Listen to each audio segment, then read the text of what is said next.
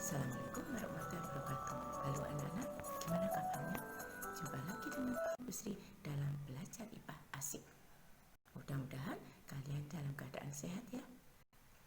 Kita hari ini akan belajar tentang tumbuhan, yaitu transportasi pada tumbuhan. Agar kalian lebih jelas, simak video pembelajaran kali ini. Semoga bermanfaat.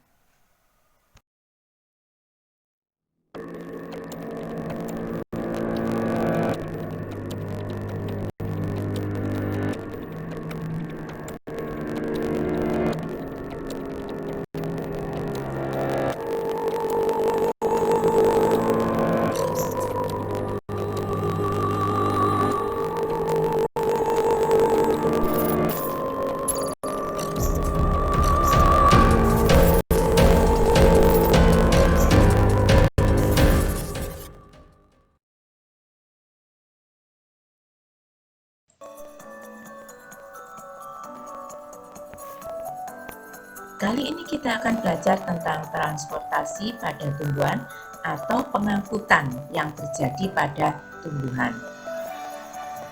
Adapun KI dari materi yang akan kita bahas hari ini adalah memahami dan menerapkan pengetahuan faktual, konseptual, prosedural, dan metakognitif pada tingkat teknis dan spesifik sederhana berdasarkan rasa ingin tahunya tentang ilmu pengetahuan, teknologi, seni, budaya dengan wawasan kemanusiaan, kebangsaan, dan kenegaraan terkait fenomena dan kejadian tapak mata.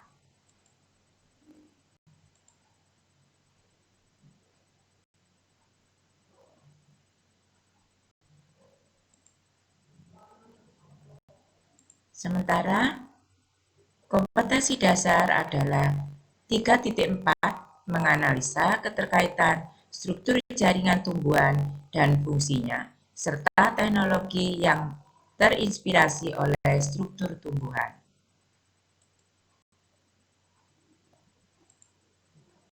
Adapun indikator dari pembelajaran kali ini yaitu menganalisis struktur dan fungsi akar, batang, dan daun, menganalisis struktur dan fungsi bunga, buah, dan biji, menganalisis struktur dan fungsi jaringan, menganalisis teknologi yang terinspirasi oleh struktur tumbuhan.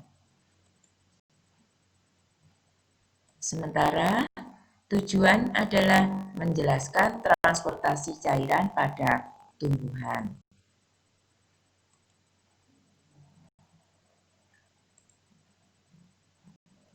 Anak-anak, kita tahu bahwa tumbuhan memerlukan zat-zat makanan dari lingkungannya.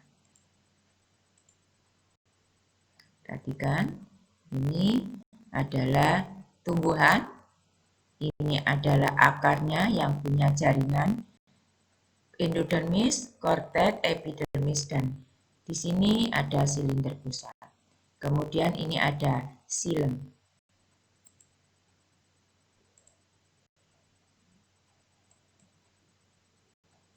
Ya, air dan garam mineral diangkut melalui epidermis secara difusi dan osmosis, kemudian dibawa ke daun oleh xilem. Ada dua tahap yaitu transportasi ekstravaskular dan transportasi intravaskular. Ini perhatikan, ini adalah gambar dari tumbuhan. Ini akar menyerap air dan garam mineral, kemudian di sini menyerap oksigen dan CO2.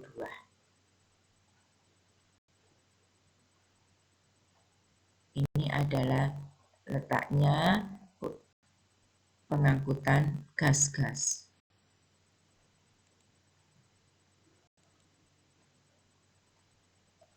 Kemudian pengangkutan gas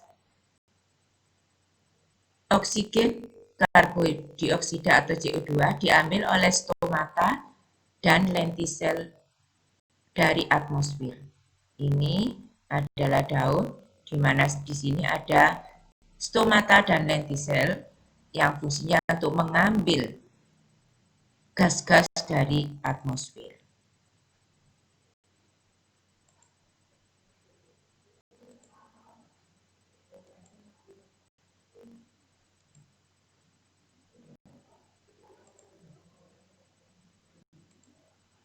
Tahap transportasi air dan garam ada dua, yaitu proses pengangkutan air dan garam mineral melalui ekstravaskular dan intravaskular. Perhatikan, nah ini adalah pengangkutan ekstravaskular atau ekstraseluler. Kita tahu bagian dari akar, epidermis, korteks, endodermis, dan di sini ada perisikkel, ada silinder pusat. Tanpa melalui silem. Hanya di sini. Inilah disebut dengan pengangkutan ekstraseluler.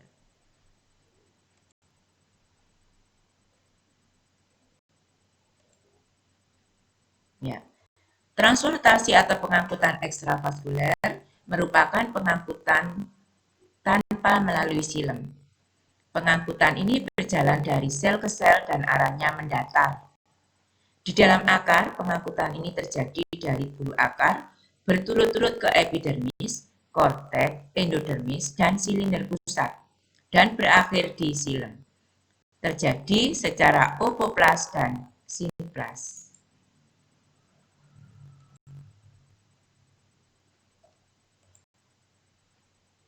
Transportasi intravaskuler merupakan pengangkutan yang terjadi di dalam silem.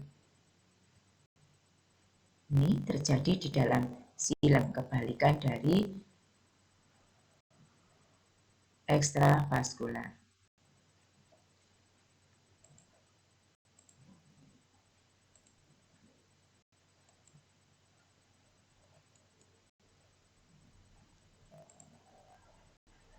Transportasi intravaskular, di mana setelah air dan garam mineral diangkut secara ekstravaskular hingga mencapai silem, terjadilah pengangkutan secara intravaskuler.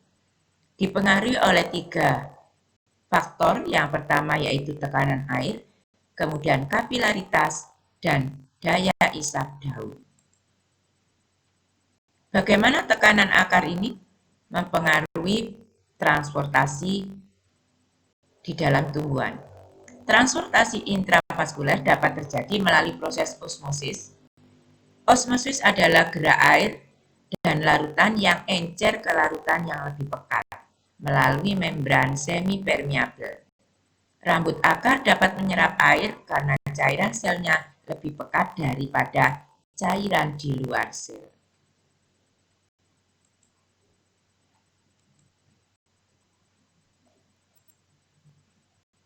Kapilaritas merupakan daya yang menyebabkan air dari dalam tanah dapat merembes dari bawah ke atas. Contohnya dari akar sampai ke daun.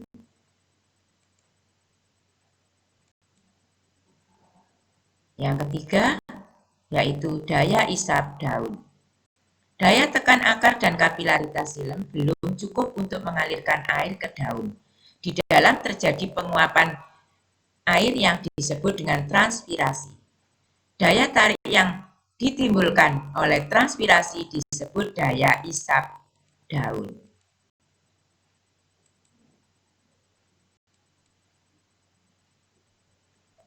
Demikian tadi penjelasan singkat tentang transportasi tumbuhan.